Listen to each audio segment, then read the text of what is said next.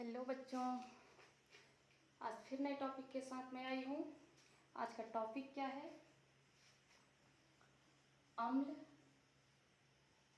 क्षार और लवण। इंग्लिश में क्या कहेंगे इसको? Acid, base and salt. तो एसिड, बेस एंड सॉल्ट के बारे में बताने वाली हूँ। तो इसमें फर्स्ट मैं बताती हूँ अम्ल के बारे में। अम्ल, इसका पहला गुण ये है कि ये खट्टा होता है। जैसे खट्टा, नींबू, संतरा, आंवला, दही, ये सारे क्या हैं? खट्टे होते हैं, स्वाद में खट्टे होते हैं। इनमें अम्ल पाया जाता है। नींबू, संतरा, आंवला, दही, टमाटर, ठीक है। दूसरा अम्ल का गुण क्या है कि ये जो है नीला लिटमस पेपर को लाल कर देता है। क्या करता है ये? नीला लिटमस पेपर को लाल कर देता है। तीसरा गुण है कि इसको जल में घोलने पर या जल में मिलाने पर क्या देता है? Hydrogen ion. और इसका क्या गुण है कि इसका पीएच मान हमेशा, अम्ल का पीएच मान 7 से कम होता है। पीएच मान हमेशा 7 से कम होगा। और अम्ल जो है ये धातु के साथ क्रिया करके क्या बनाता है? क्या देता है? सॉल्ट देता है।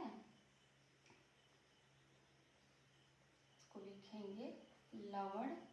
और क्या देता है? Hydrogen gas. ये एरो का जो निशान है ऊपर की तरफ लगाते हैं रसायन के समीकरण में, इसका मतलब होता है गैस। तो हाइड्रोजन गैस को इंगित कर रहा है ये। तो ये जो है अम्ल के गुण हैं। इसमें जो है मैं परिभाषा बता रही हूँ। 3 जो वैज्ञानिक हैं इन्होंने जो है अपने अपने तरीके से परिभाषा बताया है। तो सबसे पहले मैं बताती हूँ अर्हीनियस का, नीचे लिख देती हूँ। अर्हीनियस ने क्या कहा? अर्हीनियस ने कहा कि वे पदार्थ जो क्या देते हैं? हाइड्रोजन आयन, जैसे कि यहाँ पर दिए हैं, है ना, वो जो है अम्ल होते हैं। शॉर्ट में लिख रही हूँ मैं। अर्हीनियस ने ये कहा कि हाइड्रोजन आयन जो देते हैं, हाइड्रोजन प्लस आयन जो देते हैं, हाइड्रोजन प्लस आयन ही देता है, तो वो अम्ल कहलाते हैं।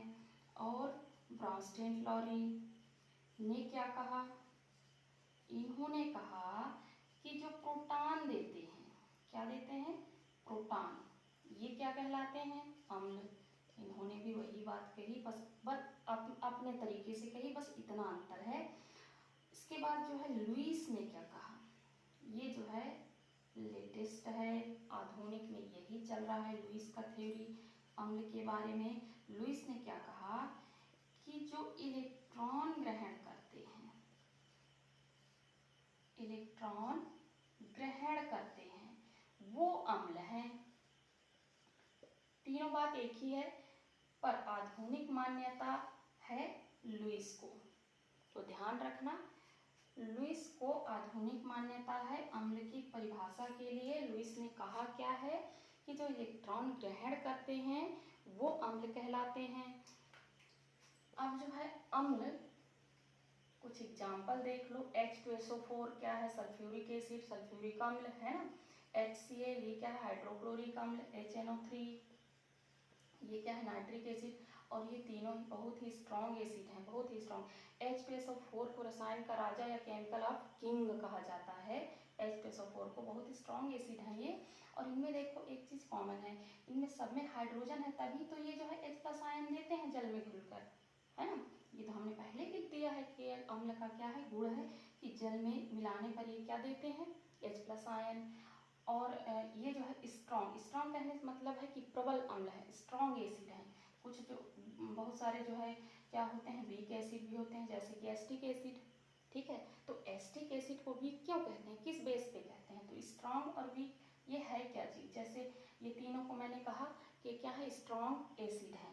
तो स्ट्रॉन्ग एसिड क्यों कहा, जलीय विलयन में ये जो है जितना ज़्यादा H+ आयन मुक्त करते हैं ना, ज़्यादा मात्रा में H+ आयन देते हैं, वो जो है स्ट्रॉन्ग एसिड है। और जो कम मात्रा में H+ आयन देते हैं वो जो है वीक एसिड है। तो ये जो एस्टिक एसिड है ये कम मात्रा में रिलीज करता है हाइड्रोजन आयन, जबकि ये H2SO4 है, HCl है, HNO3 है, ये जो है अधिक मात्रा में क्या करते हैं, इसके अपेक्षा अधिक मात्रा में जो है जल में क्या करते हैं, H आयन देते हैं। ये स्ट्रॉन्ग एसिड, इसकी पहचान यही है कि स्ट्रॉन्ग एसिड जो है जलीय विलयन में अधिक मात्रा में H+ आयन देते हैं, जबकि वीक एसिड जो है कम मात्रा में H+ आयन देते हैं। इसके जस्ट अपोजिट क्षार है, बेस है। ठीक है, इसको तेजाब भी कहा जाता है। तेजाब मूवी आप लोगों ने देखी होगी, एसिड। ठीक है, क्षार को भस्म कहा जाता है या बेस। ठीक है, जस्ट अपोजिट है तो हम कंपैरिजन में ही पढ़ते हैं। ये खट्टा है स्वाद में, तो ये क्या होगा, खट्टा है तो ये मीठा नहीं होगा ना, ऐसा सोचना भी मत। ये क्या होगा, तीखा होगा या कड़वा होगा। ठीक है, तीखा या कड़वा उसे कहते हैं। जैसे कि साबुन का टेस्ट करके देखना कैसा होता है ना। साबुन हो गया, सोडा हो गया खाने का, है ना, और चूना हो गया, ये सब क्या है, क्षार है। जस्ट अपोजिट नीला को ये लाल करता है, नीला लिटमस पेपर को क्या करता है, अम्ल, लाल। तो क्षार क्या करेगा, लाल को नीला करेगा। लाल लिटमस में यदि हम क्षार डालते हैं तो क्या हो जाता है, नीला। ध्यान रखना इस बात को। इसको याद रखने का एक तरीका ये है कि अम्ल तो वैसे ही स्ट्रॉन्ग होता है, अम्ल डाल देने से क्या होते हैं, जल जाता है, चमड़ी जल जाएगा, कपड़े जल जाएंगे। तो ये समझ लो कि नीला लिटमस में जब हम लाल क्या डालते हैं, सॉरी, नीला लिटमस में जब हम अम्ल डालते हैं तो क्या होता है, वो लाल रंग का हो जाता है, गुस्से से लाल हो गया है, ये समझ लो। तो याद रहेगा, है ना, याद करने का एक जो है अपना तरीका होता है, उससे याद हो जाएगा। अब क्षार क्या करता है, ये जस्ट अपोजिट करता है उसका, कि ये लाल लिटमस को क्या कर देता है, नीला। तो याद रखना, ये तो हुआ दूसरा गुण। इसका तीसरा क्या है कि जल में मिलाने पर ये क्या देता है, हाइड्रोजन आयन। तो क्षार क्या देता है, ये देता है हाइड्रोक्सिल आयन। ध्यान रखना, सभी क्षार जो है क्या करते हैं, हाइड्रोक्सिल आयन देते हैं जल में मिलाने पर। इसका जलीय विलयन जो है, जलीय विलयन में ये हाइड्रोक्सिल आयन रिलीज करते हैं। और पीएच मान 7 से कम होता है, तो इसका पीएच मान क्या होता है, क्षार का पीएच मान क्या होता है, 7 से अधिक। और 14 से कम, 14 तक तो होता है पीएच मान का स्केल ही है, 0 से 14 तक। बीच में 7 आ जाता है, जो उदासीन होता है, न्यूट्रल होता है। और 5वां, ये जो है अम्ल और धातु क्रिया करके क्या देते हैं, लवण और हाइड्रोजन गैस। तो हाइड्रोजन गैस ये भी देता है, लेकिन सभी क्षार नहीं देते हैं। कुछ क्षार जो है क्या करते हैं, यहाँ पर लिख देना, कुछ क्षार जो है धातु के साथ क्रिया करके हाइड्रोजन गैस देते हैं। ठीक है, सभी क्षार नहीं देते हैं। अब जो क्षार का एग्जाम्पल देखो, NaOH, सॉरी गलत हो गया ना, NaOH सोडियम हाइड्रोक्साइड, KOH ये क्या है, potassium hydroxide, calcium hydroxide, magnesium hydroxide.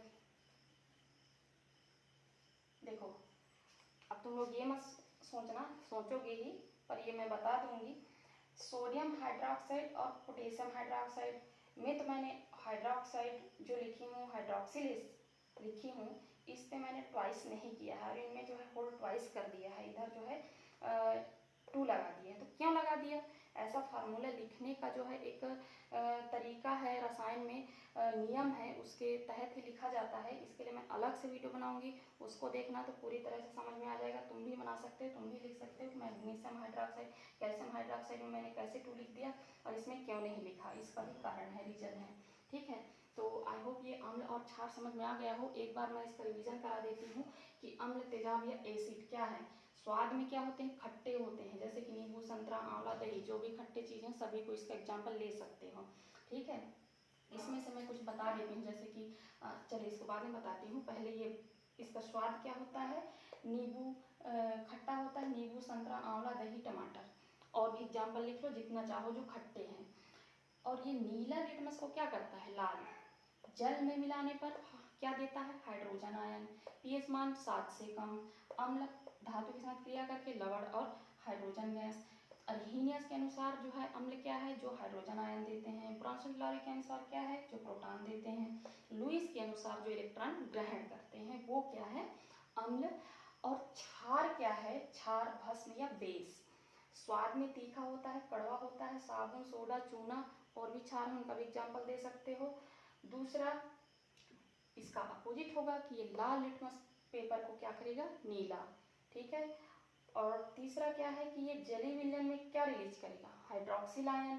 PH मान क्या है, 7 से अधिक होगा। और ये कुछ क्षार, सभी नहीं, कुछ क्षार जो धातु से क्रिया करके क्या देते हैं, हाइड्रोजन गैस। जैसे कि एग्जाम्पल इसका है कि इसमें भी जिस तरह से इसमें जो है स्ट्रॉन्ग एसिड और वीक एसिड है, वैसे ही इसमें भी strong base and weak base होते हैं। तो स्ट्रॉन्ग कम होगा, जस्ट जैसे इसमें हम पढ़े वैसे इसमें होगा कि जो अम्ल है वो जली विलयन में जितना ज़्यादा हाइड्रोजन आयन रिलीज करता है वो उतना ही स्ट्रॉन्ग एसिड होता है, और जितना कम हाइड्रोजन आयन रिलीज करता है वो उतना ही क्या होता है, वीक एसिड होता है। तो जस्ट लाइक वैसे ही बेस में क्या होगा कि बेस जो है अपने जली विलयन में जितना ज़्यादा हाइड्रोक्सिल आयन रिलीज करेगा उतना ही अधिक वो स्ट्रॉन्ग बेस होगा, और कम रिलीज करेगा हाइड्रोक्सिल आयन तो वो वीक बेस होगा। ठीक है, तो ये बात समझ में आ गई होगी। मैं थोड़ा सा पीएच स्केल के बारे में बता देती हूँ, क्योंकि मैंने यहाँ पीएच जो मान है वो मैं बताई हूँ कि अम्ल का 7 से कम होता है जबकि क्षार का 7 से अधिक होता है। तो किस तरह से कम और अधिक का क्या मतलब है, पीएच स्केल का जो है निकालना भी मैं बताऊंगी, पर अभी पीएच स्केल के बारे में बता रही हूँ। अम्ल क्षार कैसे मापते हैं उसमें, सोरेनसन नामक वैज्ञानिक ने इसको दिया है, सोरेनसन। ठीक है, पीएच पैमाना को, पीएच स्केल या पीएच पैमाना को किन्होंने खोजा है, ये सोरेनसन वैज्ञानिक ने खोजा है। ठीक है, और क्या इन्होंने स्केल दिया, इनका स्केल है 1,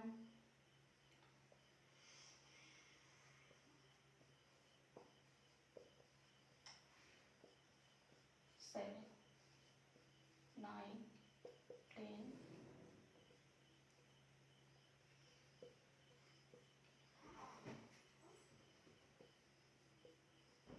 ये जो 7 है ये है उदासीन, और इधर वाले हैं अम्लीय, और इधर वाले इधर पढ़ेंगे तो क्षारीय।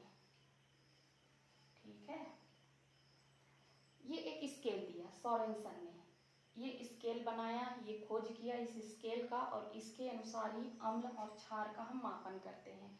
जिस किसी भी पदार्थ का जो है पीएच मान 7 से कम आता है वो अम्ल होता है, और जिस किसी भी पदार्थ का पीएच मान 7 से अधिक जाता है वो क्या है, बेस है या क्षार है। ठीक है, और जिसका 7 आता है वो होता है उदासीन, न्यूट्रल, ना वो अम्ल ना ही क्षार। तो ये आई होप समझ में आ गया हो, इतनी क्लियर सी बात है। आज का वीडियो में इतना ही बताऊंगी। Thank you.